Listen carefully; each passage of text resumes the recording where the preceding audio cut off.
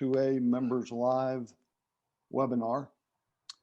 Coach Hargett, looks like you're all bundled up and ready to rock for winter with the winter beard and a toboggan or stocking cap or whatever you want to call it. So welcome. I'm going to set this up and let these guys, everybody ask questions, stop, interrupt, of course, every time and anytime. I don't know if everybody got to see on Telegram. Rich and I established a podcast called The Object of the Game. And anytime that I play chess, checkers, poker, Scrabble, Trivial Pursuit, I've got one question, especially if I've never played the game, and that is to win the game by one more point than my opponent. That's the game of football. That's the object of the game. So I want to know what the object of the game is for poker, chess, etc. The game of football, it's easy. It's to beat your opponent by 1 point or more. And so that's the object of the game. And we're going to take off on that a little bit here with S2A and talk specific, very minute situation, but it's a situation every one of you are going to be in next year. This isn't some just once in a lifetime deal. It's maybe every game possibly that you're going to be in this situation. So why don't you talk, Rich, a little bit about the object of the game, what we're going to do in this this webinar, and the specific situation. I'll shut up. Well, I think that, this specific video, this specific discussion has a lot to do with, the end of a half or the end of a game. But there's some other stuff in there that's really interesting, such as whether to chase points or not, whether to kick the PAT, whether to go for two, how you handle red zone, how you handle first down, whether you go for it, communication between the coach and the quarterback, communication, coach to coach. There's a whole plethora of things, that kind of come up in this one little end of game scenario. And I think that there's a lot of times where people especially overthink end to half, end to game, but they overthink a wide variety of situations in the game of football, and they get their ass beat. And the reason they get themselves beat is they don't process through and know what they're going to do before they get there. And, something that Rick and I talk about a lot is I think some people are either inherently good at managing clock, managing scenarios, or you're not. Doesn't mean, we're in this whole growth mindset world now, doesn't mean that you're going to, forever be bad at it. But I think it's something that has to be repped and has to be practiced. And I think when you look at the Packers and you look at the situation that comes up, editor's note here, I'm a huge Green Bay Packers fan, have been since I was a little kid. And so this was a real kick in the ass for me because I really wanted to see Rodgers finally make another Super Bowl. But I think that this was a communication error and a game planning error. And if you know anything about, kind of how I prep on Sundays and that sort of thing, I'm pretty pathologically crazy about game planning and about making sure that scenarios, I's dotted and T's are crossed. I don't like surprises. I don't like curveballs in the game. And so I think this game is a clear indication of what happens when you are not prepared for a specific scenario and you do not have your plays and your ideas in check for what you're going to do. Talked about, air traffic controllers, with major airlines and major international airports. A lot of times it's not engine failure or pilot failure, it's communication failure. And the way that we set this situation up, and I'll just bring it back to the forefront of everybody's mind. As you see there, there's an 8-point differential between the Buccaneers and the Packers, 31-23. Fourth quarter, Packers just converted a first down to make it 1st and goal at the 9 with 2 minutes and 22 seconds. The only difference between our game on Friday night and this game this past Sunday is a 2-minute warning. But this situation that we're about to really dive into and apply it to high school football, that doesn't matter. One of the things that we talked about in the object of the game was, did Aaron Rodgers, we don't know this, we'll never know it, Aaron Rodgers knows it, and well, whatever his name knows it, the head football coach. Did Aaron Rodgers think, know, feel, was it communicated that we have 4 downs here, score a touchdown, or was it going to be 3 and field goal? What, we go back and talk about that just communication debacle of in life. If you don't communicate your intentions, you're doomed to fail. A lot of us in this little fraternity are married, and I think about 90%, well, 100% of the arguments with my wife end up being my fault, but 90% of them are because of some sort of communication error.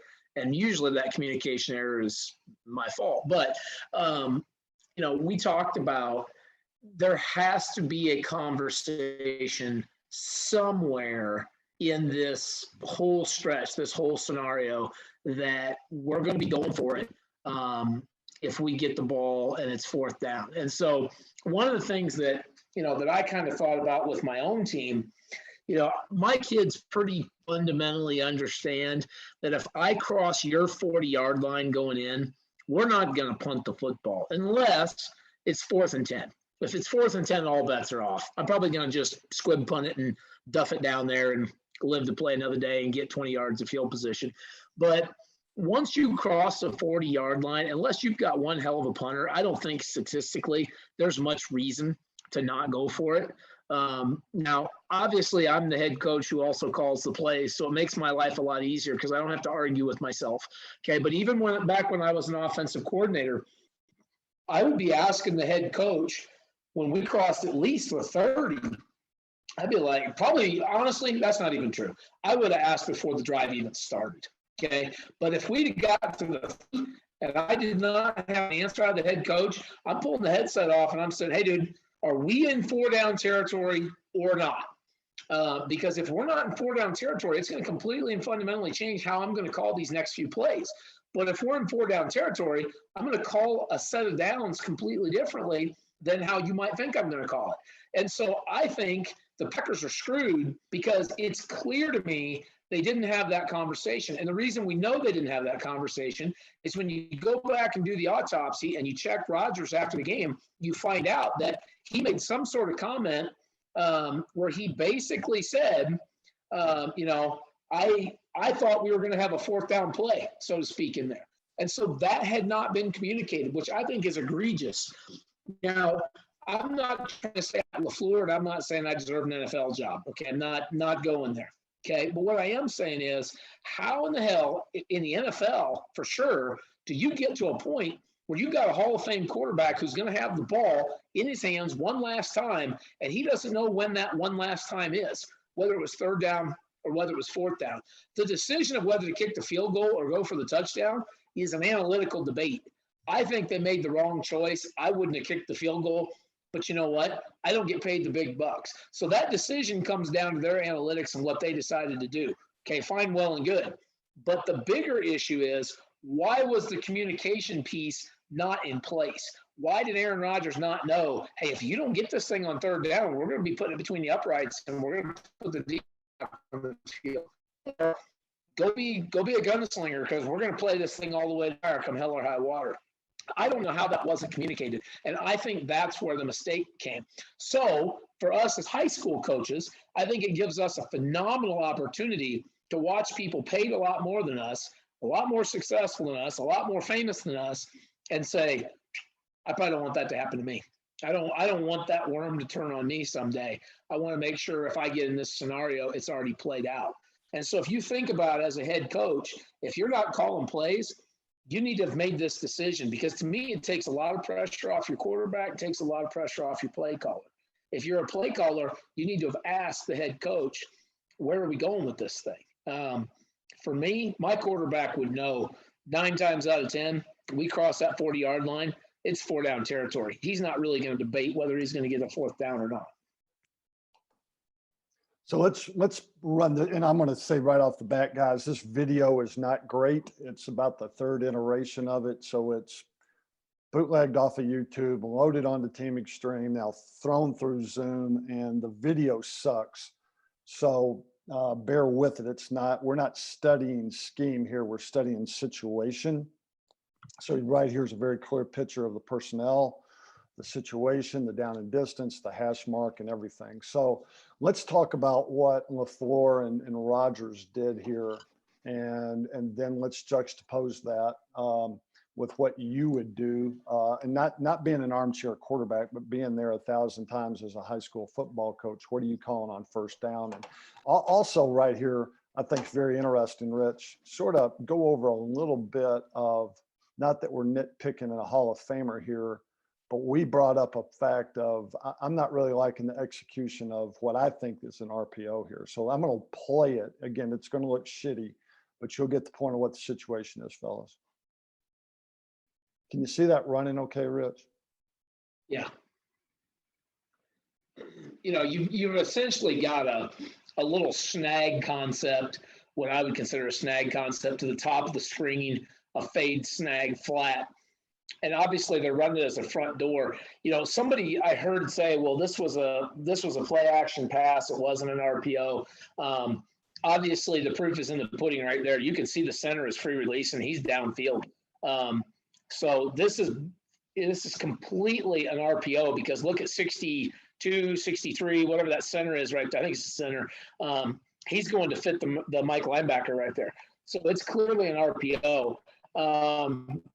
You know, this whole conversation is going to come off as armchair quarterbacking, because I wouldn't do it the way they just did it. And so please, again, take with a grain of salt. I'm not trying to say I'm smarter than Matt LaFleur.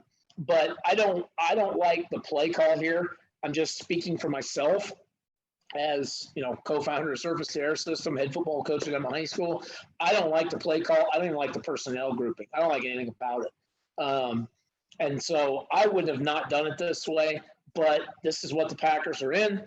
And so, you know, to me, I'm handing that football off, because when I look up top, you know, there is 3 eligible receivers up top. We've attached our tight end to the run fit, okay?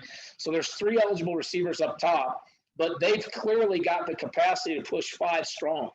We're assuming that stand-up Jack Backer there at the top of the screen playing the 9 technique.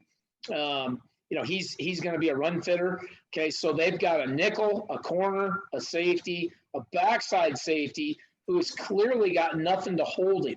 So we call that a poach technique on our defense. This backside safety standing right in front of the N in Green Bay, he's going to poach on demand is what we call it. It's a pod technique. As soon as he's got a number 1 receiver that's in the fit, he's going to immediately scrape across and poach the pass fit now. So they're already going to push 4 over 3. That's if the mic isn't also itching. So if you play it just a couple frames, Rick, just let it go as the mesh starts to happen. Stop right there. Right there, okay, I think you've pushed 5 strong. I think you've pushed 5 strong. Now, somebody's going to say, well, you know, just grab it and rip it, and you hit that number 2 receiver right there. He catches it. He either scores or it's, you know, it's second goal at the inch line. That's fine. But if you're going to do that and you're throwing it front door, to me, the execution, the technique is bad. Go back to the beginning and show Rodgers how he fits with the back. There's going to be an end zone shot of it looking, I think, pretty close here, I believe.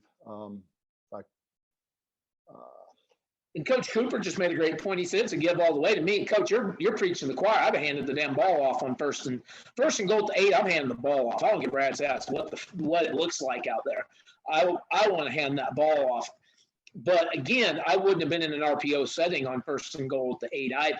Okay, but right there, if you hand the ball off, okay, if it's a run fit, that ball is going down to the 4. Okay, because here's the other thing. Everybody's like, oh, it's first and goal to 9. Look again, it's first and goal to 8. You hand that thing off, it's second and goal to 4. It's a completely different call. But Rodgers meshes with the back. Who are you holding? Like you're holding that football and meshing it and dragging everything in there. You'd say, well, Coach, I'm dragging them into deep water. I'm dragging the linebackers into the run fit. No, you're not. That linebacker's scraping over the top. The Bucs are thinking pass on first and 10 or first and goal all the way. They're playing the pass. So to me, if Rodgers wants to throw this ball, the ball should be on his shoulder a second sooner. and he can spit it out and throw it right over number 71, that right tackle. There's his pass lane right now. You see it's wide open right now, but the ball's not to his shoulder, and he's not ready to eject that ball. I tell our kids, if you're going to throw a front door RPO, you catch the snap, you dip it to your waist. Don't dip it like this. Dip it like this so that the ball is down and right back up to your shoulder, and then eject it and make that throw right now. Grip it and rip it and get it out of there. So not only does the play call bug me, the personnel group bugs me, and the execution bugs me. Again, I'm not paid Matt LaFleur money, so God be with him. But there's a lot of things I just don't like about that. Hey, Coach Argett, this is Coach James. How are you, sir? Good. How you doing, buddy? Good. So, hello, Coach Butler. Hello, Rick. I just had a question because this kind of goes to what I've been on, a little bit on you about. I know I've harassed you a lot over probably a year, whatever months, but I read all your books, everything like that. I've asked different questions, but I guess in as brief as you can. I know we talked about play calling being in one of your books not only a field thing but also a science, right? And so I just, to me, I would like to know what you're thinking as far as red zone when you're here, because that's the first thing I saw when I watched this game live was what did you think they were going to be in this situation? And obviously they weren't in what you thought they were going to be in. That's the only thing I can think of about an NFL team and their execution in this down and distance and time of the game. Why don't we go to the AW app and you draw that up for Coach and what you're thinking here and visually. You want to do that so that you guys can do some give and take on the AW app. So you got to share. First of all, for me, great question, Coach. First of all, for me, I'm not even going to be in that personnel grouping. If I'm coming out and I've got the ball first and goal at your 8, I'm coming out in this. And there's going to be one of two decisions to be made for me. Okay, so we call that Stanford. That's our 14P offense. I'm coming on that. And there's going to be one of two indicators for me here. This is an NFL defense we're talking about, so they're going to process this differently, obviously, than a high school team is going to. But we'll get this kind of stuff. We'll get people play that way on us. They'll stack and they'll play some different games. Sometimes they'll walk the Will and the Sam down, whatever. I do one of two things on first and 8, and it's going to depend upon what's happened in the game previously. If I feel like I can just flat out bully them, I'm running Q wedge right now, and I'm just going to snap the ball and I'm going to take it from first and goal to 8 to second and goal to 4, and just do it right now. If I can't do that, I'm going to call power, but I'm going to call power this way. So I'm going to put power on with an arc. And we're going to step and pick everything on the back side. We're going to run the double team back and collect. We're going to kick the C gap. We're going to pull and fit for the Mike, and then we're going to wrap underneath for the Sam, and we're going to bring that ball right down Broadway, right there. And so what I've done is I have actually triple kicked out because I built a wall, and then I've built a wall, okay? And what I've done is I've just built a big funnel right there, right through the A gap, or what I call the A.5 gap, okay? And I'm going to take that ball and I'm going to stick it downhill right now. I don't care, the Dillon kid, that Boston College kid that plays for the Packers, what is he, like 226 pounds or something? I'm going to line up in heavy personnel and bring him downhill in the A gap right now. And I think this is a huge, again, I would have decided I'm going to play 4 snaps from the 8, and I am not going to let you as a defensive coordinator line your kids up at the 8 and say, okay, I have to defend RPO, pass, field goal. That ain't going to happen. At some point, there's going to be a test of manhood inside the 8. And in this sense, I'm going to line up, and I'm just going to get nasty. I'm going to bring it downhill in the A gap. And I would actually contend, had the Packers done that, there's a pretty good chance that you're going to go from 1st and goal to 8 to 2nd and goal at about the 4, maybe the 3. Now I think an entirely different play call, So if we want to play this game, what we can do is I'll bounce back and forth with Rick, and we can do this. So let's do the Packers versus Rich Hargett. let's see how we go here. So it's 1st and goal to 8. Let's set our scenario up here. Okay, 1st and goal to 8. Okay, and we'll just put it over here. My first call is 14. Come on, baby. 14P power. That's my first call. That's the first thing I'm going to do. I'm going to run A-gap power out of 14 personnel on you, and I'm going to find out instantaneously whether you can stop the run. So that's the very first thing I'm going to do. So I'll stop the share, Rick, and you can have it back. We'll kick you. JJ's also asked about, and I think I can lead you into answering more about this. So Coach James asked, what's your thought processes in game planning? You can read it there. But I asked you this question the other day. Do you look at, I tell you what, I'm screwing this up. Do you look at do you break your red zone down differently when you get inside the 10? In other words, you get to 1st and goal at the 9. Is that a different thought process that goes on your whiteboard on the previous Sunday? Are you understanding my question? So yeah. Is this a different process in game planning? And so in other words, a lot of guys just say red zone 20 to the goal line, and they don't break the red zone up 20 to the 10, and then 10, and I contend to the 3 or maybe 2 yard line. Because to me, when I get it to the 2 or 1 yard line, I'm in a whole different mindset, which is a third part of the red zone. So I contend, and I'm asking this question, it may help JJ get his answer. When you're game planning on Sunday, do you have 3 areas of this 20 to the 0 broken down? Do you see it all the same way? Go through the thought process of the 20 to the 0, breaking it up or not. So I don't call plays any differently from the 20 to the 10. Now, all of our stats, all of our data is tracked just like everybody else. We know what we've done in the red zone, being the 20 to the goal line. But we don't call plays any differently from the 20 to the 10. It's not a thing to us. And I don't change the personnel differently. I don't call the plays differently. I don't read the defense differently. I've just noticed a trend where, it used to be the offense kind of had their way 30 to 30. Then it was, well, okay, defenses don't change much, 20 to 20. The only thing I might say is if I get into the red zone quickly, I'll try to go quick and keep the same defense out there and get a cheap one and get it down a little closer. When I get to the 10, I call it the kill zone, KILL. They're either going to kill my drive or I'm going to kill their defense. And so when we're in the kill zone, we call plays differently. We prep differently. We have a set of plays that we only run from basically the 5 to the 10.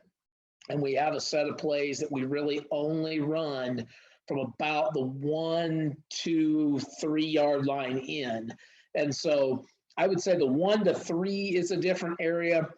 And then I guess if you want to make it easy, 4 back to 10 is a different area. But 20 to 10 is not any different. So to answer your question, Coach, about game planning, Lewis, is we're not going to game plan the 20 to the 10. We're just going to call offensive football plays. Whatever we felt like worked at the 30 will work at the 20. There's still enough grass for us to play with. I also don't think all defenses trigger and change their structure, their front, their coverage at the 20-yard line. But I think once you cross the 10, they adopt that goal line mentality. They adopt that we're in the true red zone now, and we're going to do things a little bit differently. And so we have a different set of plays, and that one you just saw is one of them. Again, it all depends where I arrive at the 10 and going in at. And what I mean by that is if I get to your 8-yard line and it's 3rd and 1, it's going to be a completely different play call than if I arrive at your 8 and it's 1st and goal. It's a completely different thing. And so we have to tool that to fit it appropriately. But we're always going to go into every game with 3 or 4, sometimes 5 plays that we feel really good about from your 3-yard line going in. We're going to have a set of plays we feel really, really good about. And our 2-point conversion plays, we also say are good basically from the 4 to 5-yard line in. So we've got pre-canned plays once we cross your 5. There's a few things differently we do once we cross your 10. Fundamentally, if I get inside your 10 and it's not 1st and goal, my only concern is to move the chains. I could care less about scoring a touchdown. I just want a clean, fresh set of downs inside your 10-yard line. That is my number one goal, to score touchdowns. And this past year, we scored a touchdown. Think about this number. This is why I think, well, this isn't the only reason why. This is one of the big reasons why we played for the state championship this past fall. We scored a touchdown 86% of the time that we crossed your 20-yard line. And so that's a pretty gargantuan number. We're scoring touchdowns when we get inside your 20. And the big reason why is I'm always getting a fresh set of downs down there. I'm pathologically trying to get a 1st and goal inside your 10 and then snap it 4 times.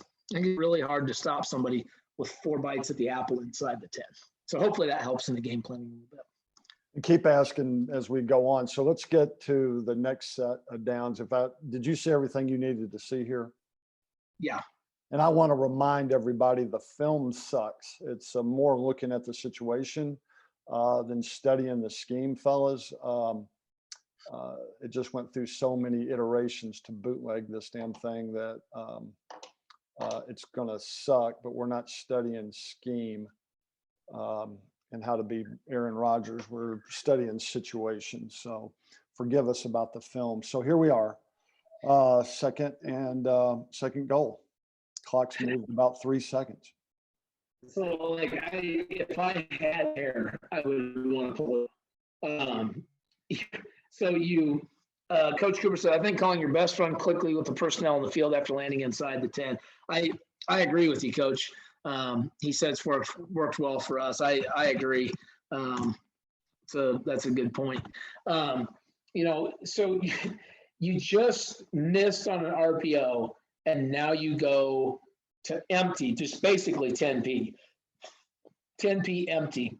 Aaron Rodgers is a phenomenal athlete and a phenomenal football player and a first ballot Hall of Famer. But let's face it, he is not a cat that I'm afraid is going to score the football from the 8 with his feet. And so if you look at the Buccaneers right now, I think this is incredibly intuitive. Is it Todd Bowles? Is that the defensive coordinator for the Bucs, I think? Yes. Does a great job. If this was an Alabama college film, Alabama right now would say we are in cover 7. Okay? We're in cover 7. And here's what that means. Look to the top of the screen. 3 eligible receivers. How many defenders to play matchup zone against them? 4. Look to the to the bottom of the field. The NFL boundary field doesn't matter much. Look at the bottom of the field. 2 eligible receivers. How many guys to play matchup coverage on? 3. 4 on one side, 3 on the other. Cover 7, rushing 4. Okay? So you got 4 guys hell-bent for leather, pinning their ears back and coming with all they got. Is screen an issue here? Well, there's no back. Okay? Maybe a tight end or a receiver screen, but the odds that you're going to catch a screen down here or that you're going to call a screen down here and score the football are next to nothing.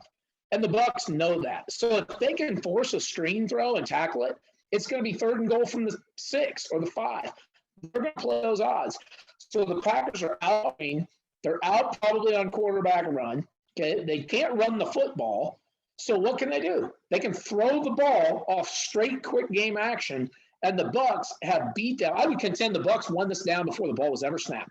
They won the down before it was ever snapped. Now, Aaron Rodgers, being Aaron Rodgers, gives you a chance right there, right? He keeps the play alive, buys 2 extra seconds, and gets a throw off. But look at the Bucs. They got zone eyes, man. They've got zone eyes. There is nobody that has a crease anywhere in that defense because the Bucs are dropping 7 versus the Packers 5 eligibles. Okay, the only thing missing here is a spy on Aaron Rodgers. They don't spy him because he's not Lamar Jackson. So they say, we'll rush 4 and we'll bet he's not going to pull it down and score the football. It means we're going to force a throw into a drop 7 coverage. And the Bucs get exactly what they want. When this play goes bad, the Packers' odds of scoring, in my opinion, have now dropped phenomenally. Okay, it's a bad personnel grouping. It's a bad scenario, and the Bucs have played it immaculately. Playing cover 7 to empty when you got 8 yards to work with, great call. Now, if it was at midfield, I'd be way more concerned if I was the Bucs. But my safeties have nothing behind them. They can play flat-footed and challenge all routes. And the Packers have nothing going. Now it brings up the infamous 3rd down. So what did I say at the beginning? Packers should have 2 plays to get it down into that kill zone, into that 3-yard line range. Now you got 2 plays to score. Okay, now they've squandered them both, and it's 3rd and 8. Now they have to be heroic. If you want to flip it back. Yep. Let's go to the eye up. Hey, Rich. Sure. Hey, this is why we, in the red zone, important situations, we game plan in our Sunday meetings to check with me's. This is a perfect check with me opportunity, especially in high school. I mean, games online, you can't. I mean, sometimes you can, sometimes you can't. But how many times are you guys going to put that in your quarterback's hands to make sure we're in the right play call out there? You can't unless you got a senior that's played in your system for 3 or 4 years and you trust him. So that's why we have a column on our call sheet, check with me's, and that's when we would go to that at this point. Go ahead. Sorry, I didn't mean to interrupt. No, I think that's great input, Slade. I do. Yeah, keep interrupting. Get anybody. We want this to be interactive. Good point. Go ahead with your eye out. I do have a question, though, Coach, real quick. Shoot it. Because you mentioned before they really didn't have a spy for Aaron Rodgers. Wouldn't you think that'd be the perfect situation to call, especially out of empty? I know Coach Singleton, this is his thing, QB power out of empty. Wouldn't you run QB power with him out of empty? I mean, I know it's Aaron Rodgers and you don't want him to get hurt, but this is for a trip to the Super Bowl. I wouldn't with him, but in the scenario of a high school quarterback and he's your runner, if you use him all the time in that, yes, perfect opportunity or some kind of draw action, something like that. But right, and get 4 because I'm thinking, okay, on 2nd down, get 4. Now it's 3rd and goal from the 4. Yeah. That changes things up a little bit for them because right now, in that last down, they were just picket fencing across the goal line, just waiting for guys to come to them. Yeah, I wouldn't even. Now they can't do that. Yeah, I wouldn't even be in that formation period with that personnel group and with him at quarterback like that anyway. In that situation, Coach Hargett's right. That's not a formation you need to be in at that point in time. I mean, in the game, if you're in the middle of the field, somewhere, that's part of your package, yes. But I would not be in that formation down there in that scenario. Well, and I think we all know this. If your quarterback can run the football, I refer to it as the queen on the chessboard, right? If you play chess, knights and rooks and bishops can do some kind of cool stuff, but when it's nut cutting time, the queen's got to get on the chessboard to win. And the defense knows down there in the kill zone that their only real legitimate numbers problem is if the quarterback can run the football. And so, to y'all's point, at high school, our quarterback's going to run the football twice if there's 4 downs, or he's going to have it in his hands with the ability to run it twice.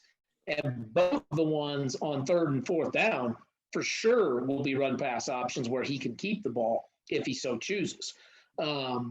And I get it, hindsight's 2020.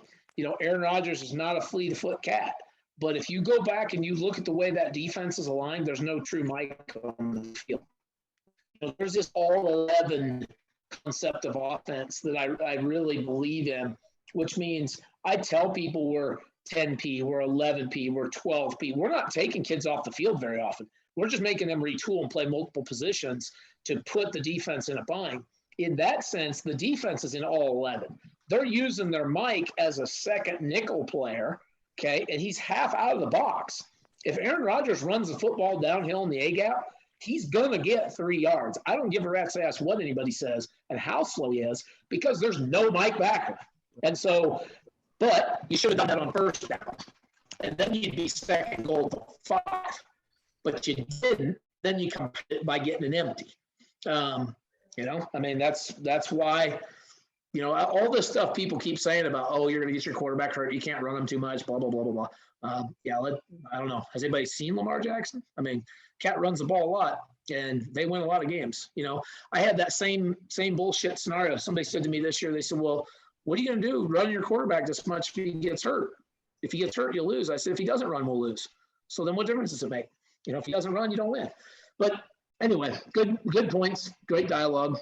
Love it. What's your second down in that situation for S2A, Rich Hargett?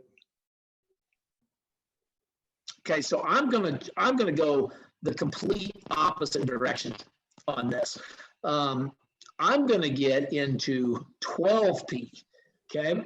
Because I like to just take it the complete other direction, right? I was in 14P, moving back to 12P. I want to end up in 11P by the time I get to the goal line. Well, if they're matching quarters coverage, which they are, okay, I'm going to roll the dice and assume they're going to underfront that thing. Because if they underfront it, their Sam can play off and their Will can play over there. Now, they may invert the coverage. The free may come down, blah, blah, blah, whatever. I don't know. Okay. But I'm going to be more in this world now. I'm going to call a man-beating RPO. I'm going to give myself multiple chances to win right here.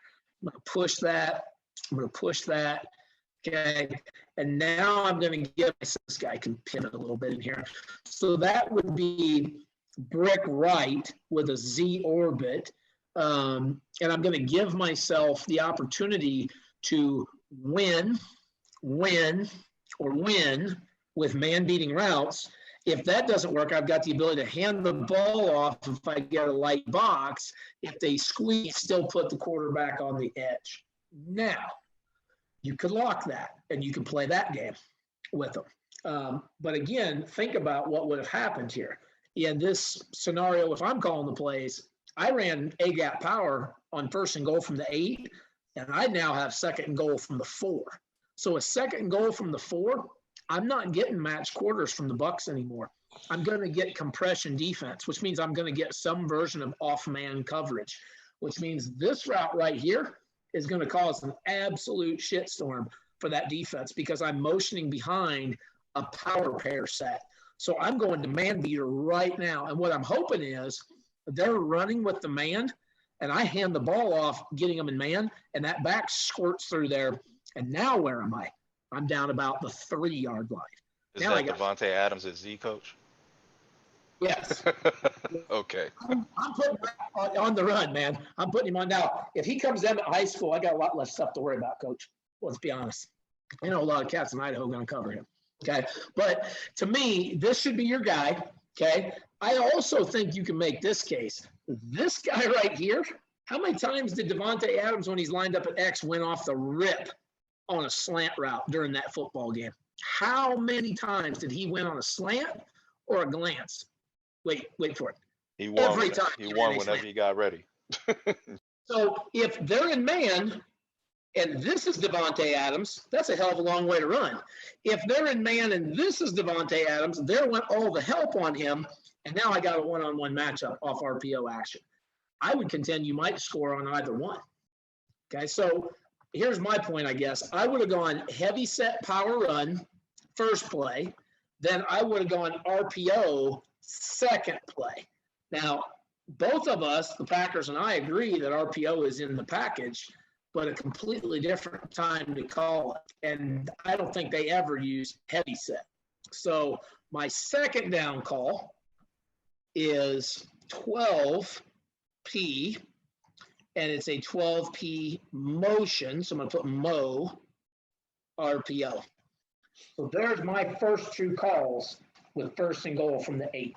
I feel like if I have not won the ball game at that point or put 6 on the board at that point, I have at least matriculated the ball from the 8 to the 3 because I have 2 plays now I'm going to run from the 3 to win the football game. So you can take it back, Rick. All right. And in the meantime, anybody, yeah, stop your share. Anybody got a question now? Shoot it out. Now, remember, there is the dumbass rule here. I could just be a dumbass and call 2 bad plays and they pick us off and they win the game. So who knows? That's what happens when you second guess professionals. I have no idea. Okay, let's dispel this one right off the bat because there was a lot of debate with the pundits here in the game. And I stopped it here on purpose. It's 3rd down. They haven't moved the ball an inch. Still 3rd at the 9 goal. And people are saying Aaron Rodgers has the upper pylon corner to score a touchdown. You know, why did he throw it back across his body into double coverage? Some people say because he's not as good an athlete as JP3. What is it? This defensive end, I forgot his name. He's not as good as this linebacker. He's not as good as that DB in terms of speed. Therefore, he pulls it down. I think, again, this is totally conjecture and just total guess. I think he thought he was going to be able to pull the trigger and go for it on 4th down. I think that's why he threw it and didn't run it here. What do you contend there, Rich? I think there's, from his interview after the game, I think you're very possibly correct. Again, I don't think Aaron Rodgers scores the football from the 8 on a QB draw. But I think Aaron Rodgers does score the football from the 3 on a QB draw, which is where the ball should be right now. And so, again, you know, to me, it's an irrelevancy. By the time you get to 3rd and goal at the 8, the defense already have the upper hand. They've already wrestled control of the marker on the proverbial board from you. And so, you know, if I'm Aaron Rodgers, do I run it? I guess it depends on how bad I want to take a hit because he's going to get smoked and he's not going to score. But he might put it down on about the 3. But does that change Matt LaFleur's thinking? I don't know. I think you're right. Just in the crystal ball of things, Rick, I think Aaron Rodgers is thinking on this down. He gets another bite at the apple. And it really should have been picked off. Yep. I'm going to run it a few times. And then you sort of go over what you would have done on 3rd down here. I think he would have gotten it close. There's no way he's scoring a touchdown here, not with everything that's on the line. Any questions now you take it over for the All app. Is anybody's got a question? What you would do on 3rd down? Still 1st and goal at the 9. You got the controls. Okay, so on 3rd and goal, can you see my screen okay, everybody? Yes. Okay, on 3rd and goal, this is where I'm going now. And I've done it because I've already seen how the defense is going to react from the previous play. So I'm going to flip the formation over. That's brick left for us. I'm assuming the ball was on the 3-yard line at this point. So I'm going to get this now. I'm going to get some sort of off man over there, and I'm going to get an inversion of it over here, okay? So I know that those guys are playing man. I think we're going to close the C gap. I think we're going to close both A gaps. And I think we're going to put the Mike as a true fill player. He can play both B gaps, and there'll be +1 over there, okay? So because I've moved the ball down to the 3, I think I'm getting this. I'm going to call we have a term for it, a one word for it. So as soon as I ran that 12P motion RPO, let's say I handed the ball off and I got it down to the 3, I'm immediately flipping the formation to brick left and I'm making this call. Okay. And the way we do it is the guy with momentum owns the flat, and it's going to come off of play action. So we're going to stick the ball in the running back's belly, because I'm going to fit every gap across, and then our tackle is going to bump and pick. So he's going to get heavy on that backside 5 technique, this guy right here. He's going to get a chunk of him so that kid or that grown man in the NFL doesn't have a free run. I'll go slant off the front side again, okay? And then over here, I'm going to run the deep corner route to the back pylon. Now, what I should have gotten is I should get this free taking this, and then it all depends on how they're matching man coverage, okay? But let me add the last caveat. The Y is going to block down. He's going to block down on that 7 technique and make him a part of the run fit. I would contend it sends the Sam like a bat out of hell into the run fit, because they're going to tell him, you read last man on the line of scrimmage. He engages, you scrape, and you fit the run like a bat out of hell. The tight end's going to release, and he's going to complete the 3rd level. He's going to run right back into it. So the triangle is inverted like this, okay? I'm going to have a point, and then a guy showing up late. And then what I tell our quarterback is, you ride it, you roll out of it, and you press the line of scrimmage, okay? If the Sam took the bait, we're going to score a touchdown. It's an irrelevancy, because this guy's gone and this guy's gone playing man coverage, okay? If the Sam takes the bait, I can just flip it to the tight end, and it's a walk-in, okay? I don't care if you're on the 3, the 4, the 5. I just flip it to him, and it's over. If the Sam realizes late and comes to the quarterback, I flip it over his head for the touchdown. If the Sam attaches to the Y and runs out of there, the quarterback presses and then cuts back, puts his down, and tries to cross the paint. Okay, I don't see how the Mike can be there, because he's involved in the run fit. The line is selling low hat run. Okay, so that's going to be my third and goal call right there. That's how I'm going to process that. So let me get that out of the way so I can put it down there. Get all this junk out of your way.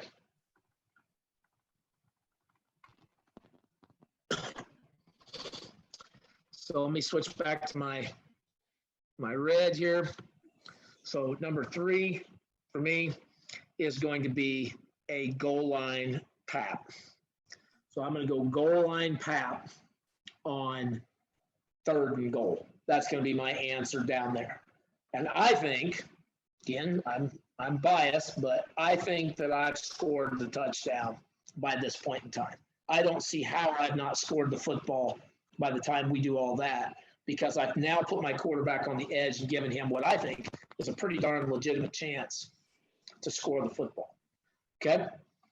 So, Rick, they kicked the field goal on 4th down, so do you want me to go to my 4th down call then? Yeah, might as well. I'm sure as hell not kicking a field goal. Okay, so let's say. And that goes, before you even, that goes back to the original premise of talking about communication, talking about on January 31st, you guys got time to talk to your staff, talk to your trusted guy on your staff, whoever you bounce ideas off for you and your program. And I think you make these decisions today and next week and next month and this summer. I don't think you even make this decision Sunday prior. I think maybe you make decisions on what the scheme would be. But in terms of your attitude and what you're going to do inside the 10-yard line at 1st and goal, I think you've made that decision today and tomorrow and next week, not next September 10th. Go ahead, and what's your 4th down play? And where are you when you're calling this 4th down play, by the way? I'm on the 2. I'm assuming I'm on the 2. Okay. So I'm going to lock everybody up. I'm locking them all up. And then I'm going to go 7-man box. Okay. I'm fitting all 7 of those cats. Okay. So 7, 8, 9, 10. Who am I missing? 11. There's my Yep. There we go. There's 11 guys. Now, the reason that I'm going to set it up like this is because I am cognizant of the fact that I have run a goal line PAP where the back is set to my right with the Y, and we have run for weeks and weeks, we've run the exact same 2-point conversion play. So I'm going to put a slightly different wrinkle on it. And what I'm going to do is I'm going to step and set, and I'm going to aggressively man block right there. And then I'm going to take my eligible receiver, and I'm going to step him out and build a wall right there. And I'm going to tell him to set up and mirror dodge that Sam backer right there. If that cat comes and blitzes interiorly, then the tight end is going to run a pop if he can't pin him. If that guy tries to scrape with the quarterback, then I'm going to scrape and I'm going to block him. And I'm going to sprint the quarterback to the edge right now as fast as I can. I'm going to run this guy to the uprights. Okay. So there's the end zone right there, right? I know I don't want to draw it all the way across. I'm going to drive inside and work back to the back pylon. I'm going to drive inside, trying to build as much of a pick route as I can, and then get lost in between. And I'm going to send the tailback to the front pylon. Now, let's see if we can get everybody attached.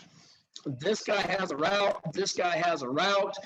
This guy can't come. He's got a route. I pretty well accounted for everybody in the box. Okay. Somebody's got that tailback. If it's this guy, he's going to have to run over the top flat. If he does, the quarterback should be able to be man on man with the free safety and score from the 2. Put your head down, take the hit, score the ball. If this guy gets caught in the wash and the free has to cover it, there's too much junk and you flip it to the tailback and it's over, okay? Now, I would have kept one more 2-point conversion play in my back pocket for the 2-point conversion. So if I'd scored the ball there, now I'm going to come back and I'm going to play the 2-point conversion. And there's really, really good odds. I'll actually show you. There's really good odds that my 2-point conversion play is going to go back to where I started. And here's what I mean by that. So let's assume I got the touchdown. Boom, boom, boom. I'm going to go back here, right back to where I was, okay? Because I know what the defense is going to do, right? They're going to load the whole friggin' box up. They're going to bring heavy personnel in. There's 7, 8, 9, 10, 11. They're going to bring everybody in there, and then I'm just going to show them the cheese. So I'm going to come right here, boom, give them everything they can possibly want, and I'm going to run the exact same play that you saw earlier, the same exact play that you saw earlier, to the back pylon, to the front pylon. I'm going to bring him across and chip, give that quarterback time to get out, and he's just going to get lost as he guts down the middle of the field. And I'm going to throw the exact same play that already worked on you once, only now I'm going to end up. So let's go back. Number 4 was also a PAP. Is actually a sprint out. So let's take that out. It was a sprint. And then number 5 for the 2-point conversion was a PAP out of 14P, meaning we came all the way back to what we scored on first down, or what we used on first down, because I already know how they're going to line up. They would have lined up basically the same way to it at the 8, or they would have tried to. Okay, if they didn't get lined up correctly to it on the 8, then it doesn't matter because you would have scored the football on first and goal. Okay, so it wouldn't have been an issue at all. Now I would take this one step further, and Rick and I had this conversation the other day on the podcast. I think the Packers screwed up in more ways than one, because if you remember the drive or 2 before, they're down 5 and they go for the 2-point conversion, and Lazard drops the ball in the back of the end zone and they stay down 5. The Bucks get the ball, drive it down. Packers defense holds, they kick a field goal, they go back down 8. I think the Packers should not have chased the points. I think they should have kicked the PAT and gone down 4, knowing if you score a touchdown, okay, you're going to be up 3. If you're not going to need a field goal. That's what it comes down to. You're not going to put yourself in the position for a field goal. You're going to have to score a second touchdown. And I'm not a big fan of chasing points until you have to at the end of the game. So I think the Packers are in a multitude of issues there at the end of the game. But again, I think most of those problems come down to a lack of communication. I don't think the Packers clearly communicated, knew, whatever the situation might be, that they were going to have to go for it on 4th down, and they were going to have to score a touchdown and a 2-point conversion. And I think that belies the difficulty of – I think it's really hard to score the ball twice back-to-back plays. That's what a 2-point conversion is, right? I scored the football, and then I have to score the football again on the same defense back-to-back plays. Very, very hard to do. And being down 8 is not a good situation to be in. So anyway – that's what I would have done. That's a little bit different take on that situation at the end. We could have got stuffed on 1st down, got blown up on the RPO on 2nd down, and we could have been right back where the Packers were on 3rd down. There's no telling how that could have all played out. But I think there was some fundamental flaws in how that game finished up. And here's the thing.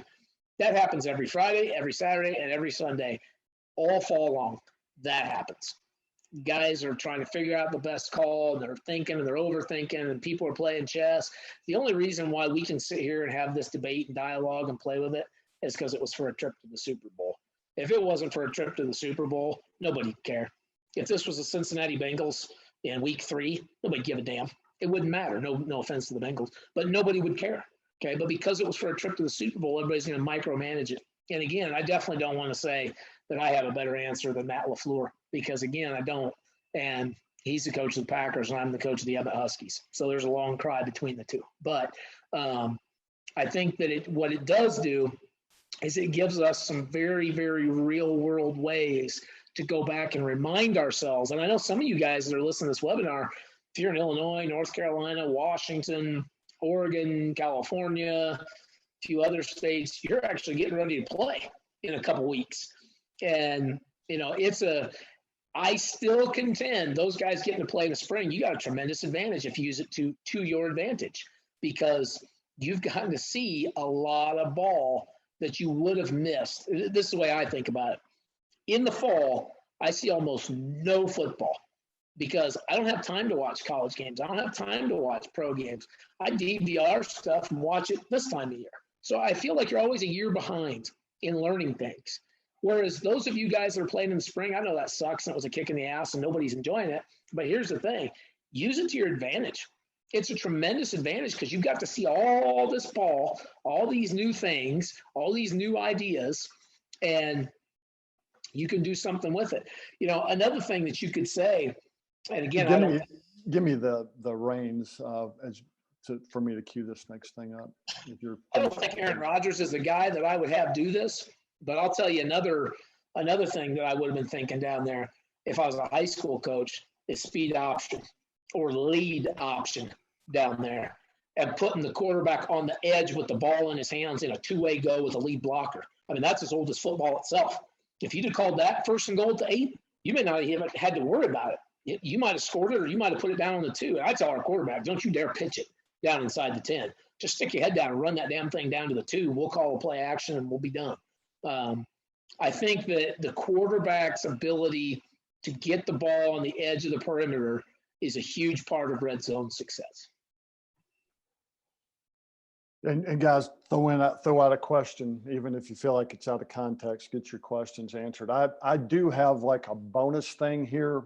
Rich, and you and I have not talked about this.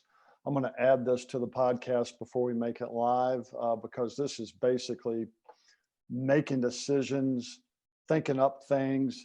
And I'm throwing this out to everybody because I am racking my freaking brain of why this happened. There's a football expert that's forgotten more football than I'll ever know that said publicly that, let me show you what happened. The Packers just kicked the field goal. You see the time left on the scoreboard. There's 2 minutes and 5 seconds. Remember, NFL is the only place where you have a 2-minute warning. Not any other place in football do you have a 2-minute warning. So here's the question I'm throwing out. I think I know the answer, but I don't even want to say what I know the answer. I want to hear everybody else's opinion here. Yours, Rich, and anybody on here. So we got the situation. Packers just kicked the field goal.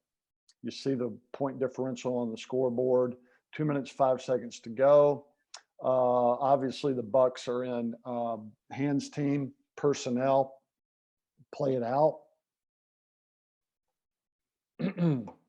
So here comes the question.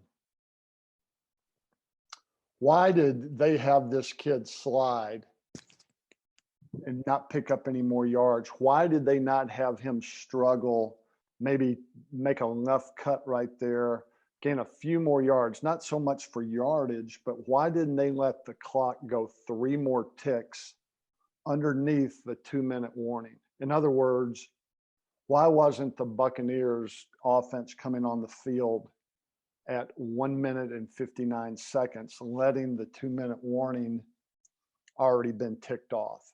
The pundit, this guy that's an expert of football, said the next play is going to be a pass because this gave Brady the opportunity to pass the football on first down and then go into the 2-minute warning. And I can't figure that out. I don't understand. So again, here's what happened. Then I'm going to go to the first play from scrimmage. Packers kick off. Bucs tell this kid on purpose to slide.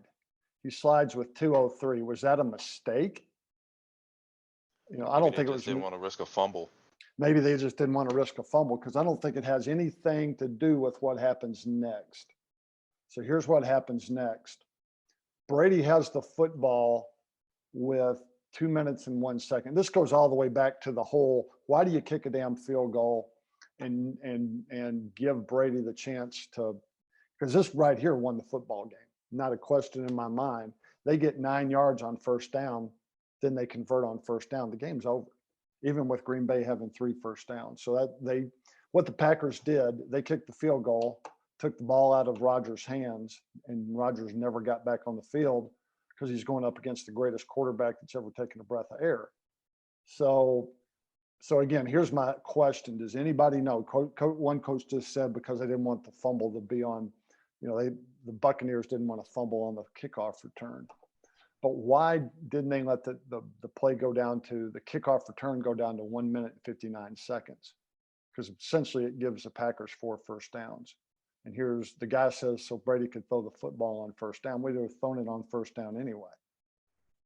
Anybody got an answer if they understand what question I'm asking there? I'll take a stab at it, Rick. I think what happened was, this is my opinion. Somebody on the Bucs sideline on the special teams staff told the kid that catches the kickoff, they said, run up until you are going to get tackled. We don't want to turn the ball over. You're right. Okay, we got hands team out there, right? He's got no protection. He's naked as the day he was born. He should run east-west to the 20 and then slide because it would have got him to 158, 157. I think what happened was they told him, catch the kick, get all you can get, and slide before contact. I think he slid too soon. I don't think he's looking up at the clock. And Green Bay's at home, so the clock operator's not hitting that toggle switch very fast, right? Should be right there. 2 seconds runs off. It does. If you look at the next play, 2:02. I think they told him try to run and burn 5 seconds, and he didn't get it done.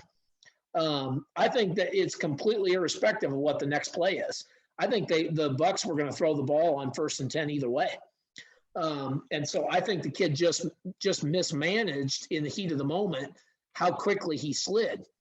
And here's the other thing. He never even needed to run at the Green Bay kick return team. All he had to do was run sideways and then juke one guy and get on the ground, and it would have hit 159, and the Packers lose their 4th timeout. That's my opinion, but I have no idea. Yeah, I don't have any idea either. I just think they gave the Packers a 4th timeout. And it had nothing to do with a strategy to throw the football with 2 minutes and 2 seconds to go. That's my opinion. I'm a Packers fan, so I wish it hadn't happened. But think about the ice water in Brady's veins right here. If he airmails this or grounds this ball, the Packers are going to get the ball back with a timeout. I mean, Absolutely. I mean, this takes massive balls, but again, that's the whole debate. And people talk about the analytics book. Actually, the analytics book was 50-50 on fourth down for the Packers to kick the field goal or go for it. well, But they didn't. An analytics book does not take Tom Brady into consideration. Go ahead. That's what I was going to say. I said that on the podcast. Analytics is great, but there's a reason a robot's never coached a high school football game or a college or a pro game. Okay. If I'm looking at Aaron Rodgers on the other sideline, I'm going, there ain't no way in hell I'm going to let this cat have the ball and a chance to finish the game with it in his hands. I don't care. I don't care what the analytics says, because he's done it for like 400 years. He's been throwing the ball late in the game, making clutch throws, winning games. Think about this for a minute. He's literally been doing that half my life. Half my life, he's been making those throws. I'm not letting him have another one. I'm just not. Here's the other question. Bad idea. Go ahead, Slade. The other question is why do they kick it right to him? The guy drills it right to him where he's standing. Yep. He drills him. He doesn't kick it away from him. He drills it with him. I mean, he right to him. Look at the alignment. Look where he's standing when he catches it. He drills the ball right to him. Okay? If you go back and watch, if you study Brady at all, and this has nothing to do with him sliding down what he did. I don't know why he did that. I don't have a clue. But most of Brady's fired their special teams coordinator on Monday after this. okay. Well, And so you got a great point, Slade. That's an NFL kicker. Kick it out of bounds and assure that the Patriots are going to have to go to first down above the 2-minute warning. yeah. So if you study Brady, the reason the left hash, if you'll watch it, the left hash, when he's on the left hash, that's normally when he takes post shots. If you'll study him when they're on the left hash, just go back when he's in the Patriots to here. If you go back and study and watch him, most of his shots come from the left hash. Why? He's a right-handed quarterback. What's more comfortable to you? This is more comfortable. This spin right here, this play action, for him to the left hash, most of his deep shots are from the left hash. Now, I'm not saying they were going to do that. I'm just saying. Slade brings up another good point, though. Take it back to the kickoff, Rick. Okay, count real quick for me. How many people are within? Stop right there. 1, 2, 3, 4, 5, 6, 7, 8, 9, 10 people, right? If you kick this down at the same spot, let it play. Pause it. What if that ball hits the other 10? Yeah, that's what I'm saying. Why does he kick it right at him? I mean, here's the thing, though. Do the Packers recover the damn thing? Yeah. I can tell you this. Every time I see one returner and he's not in the middle of the field, I tell my kicker, squib it the other way and let's chase it. Let's see. We damn near got a couple of them this year doing that. Yeah, well, you can tell that the Bucks knew he was going to kick it there. As soon as the ball's kicked, watch them flow to the left. I mean, I know the ball's kicked, they're watching the ball kick, but watch how they're angled. They knew that was going to be kicked there. Aren't they trying to do the same thing we're talking about? I mean, I'm not a Packers fan at all. I'm glad they lost, but give them some credit too, hoping he would fair catch it, get down and save a timeout and get that fourth timeout. Could be. Yeah. Hey, you know what? Kiss my ass, Aaron. The Bears have been. I never said I was a Bears fan. I just said I didn't like the Packers. You know what? I'm just going to become a Jets fan. That way my heart doesn't get broken by being in the championship game. They're not anywhere near it. Can I ask you guys a question about this play right here then? Which plays that, Coach? The first play on offense for Brady. Do you guys both think that they called the pass on first down regardless of what the clock was? I don't. Honestly, I don't. When you guys said that, I think it changed. I think that's the one time they should have thrown it because the 2-minute warning, incomplete or complete, same time. Exactly. I agree. If they would have got it down like they were talking to the 2-minute warning on the kickoff, they would have ran it on first down. They would have ran it. Absolutely. That's what I'm saying. I don't know if they're going to throw it. They plan to throw it here, why he slid there. But I just know just studying Brady over the years, and if you go back and look, if he takes shots, he takes it from that left hash for the majority of the time. Of course, the NFL lives in the middle of the field basically anyway. And it's not like us where, we got hashes to to play on. They don't really have, they have hashes, but they don't really move from the middle of the field. The reason, I'll defend my point, and again, I could be wrong. The reason I say that the Bucs were going to throw this either way, I got 2 words for you. Bruce Arians. Because what did he do at the end of the half? No timeout to sling one with reckless abandon. I mean, he played like a damn riverboat gambler in Green Bay.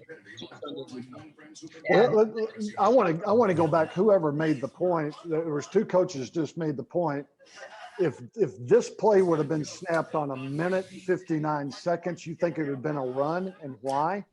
I think 100% it'd be a run. 100%. Just because I want to know why. They don't have that timeout, so they run it 3 times. If you're punting, you saved a minute. If you throw this with that 4th timeout, you get all that time back to Aaron Rodgers, like we said. And I know it's Tom Brady, but I think they made the decision to throw it once they saw how much time before the 2-minute warning, because you could run or pass there. I think the 2-minute warning is like an incomplete pass. So why not just throw it? That's kind of what I thought. Either way, the clock's going to stop, whether you throw it and complete it or throw it and incomplete it. So I thought maybe they changed the play once they saw 2:02 on the clock. So I go back and say then this was on purpose. Once they saw the ball was going to be kicked in the field of play, this kid was told to get down before the clock struck 2, based on you guys' contention. I think you make a good argument for that. Assuming he's coached up well, opposite what we talked about with the Packers, they made the communication and get down at this time. I still don't kick it right at him, though. I don't know why they kicked it right at him. That's my whole deal. He kicked it right at him. I'd like to make this point real quick. Look at the defense. Look at the Packers defense on 1st and 10. If you have the guts to throw the football on 1st and 10 when you're trying to run the clock out, look how much of a guarantee one-on-one is. Now, I had the exact same situation. Just about 10 seconds left on the clock in the semifinals this year. And I can tell you what I did. Run, and run. Right up the middle and punted that damn thing away. And I said, I am the biggest candy ass in the state of Idaho. I run it 3 times. I told my quarterback, you punt it out of bounds, and we're putting the defense on the field and we're going to win. And we did. We got an interception on 2nd down. But I think the Packers DC is gone too, guys. Yep. I don't have the guts to make that call. Now, I guess if Tom Brady played for me, maybe I do. But I don't have those guts. Hey, by the way, that shot at halftime, that was a Brady call. Brady walked over and he called that play. I think you're right. He called That's where the Packers defensive coordinator was fired. He got fired in the 1st half. Yeah, I got a question about that too, because I went back and watched that game. Did you watch the Packers? I mean, you guys made a good point at the beginning of this about talking to your staff and coming up with these situations. I thought the Packers mismanaged their last possession on the 1st half. Absolutely. I mean, if you watch the demeanor between Rodgers and what I thought they were going to try to do, it didn't match. Well, and Coach, to take that another step further, how damn dumb are you that at the end of the half, and I don't care what they call it, at the end of the half, Green Bay's in man coverage. But with that compressed formation, it's not man. It's actually cover 0 because there's no safety help to that side of the field. I don't give a flying shit if he catches a 10-yard, 20-yard, 30-yard ball. Just don't let him catch a 50-yard ball right before the half. Again, I'm sorry. I'm trying to be nice about this because I'm a Packers fan. But Matt LaFleur got out-coached in so many ways last Sunday. He doesn't deserve to be in the Super Bowl. And there's just no nice way to skin that, And nobody wants to say it because nobody wants to be the guy that says that a dude that makes $2 million a year didn't handle several critical scenarios correctly. So I guess I'll be the one that says that he got out-coached. That's inexcusable. It's just inexcusable. You've got to have better processing. I don't care. They're like, oh, well, blah, blah. They were in the NFC Championship game last year. You've been here before. Act like it. It was hard to watch. That's my 2 cents. I think they would have had a better chance had they gone for it on 4th down and not gotten it and started Brady on the 3 or 4 yard line with 2 minutes left in the game and 3 timeouts. Because now the Bucs probably don't call play action from their own 3. Right. They probably run it. I think that would have been the best scenario. I go for it on 4th down, don't get it, give Brady the ball inside the 10-yard line, and yeah, that would have been the best. And now I think the Packers would have had a chance to get the ball back possibly at midfield. Wouldn't have been much time left, but they would have. I'm going to leave everybody with this last play right here because I think this was a stroke of brilliance and just things you talk about, situations. So Brady just gets the 9 yards. It's 2nd and 1. It's below the 2-minute warning. You can see right here where the line judge and the sticks are, and the Packers do this. I just thought that was a hell of a deal right there of just gamesmanship.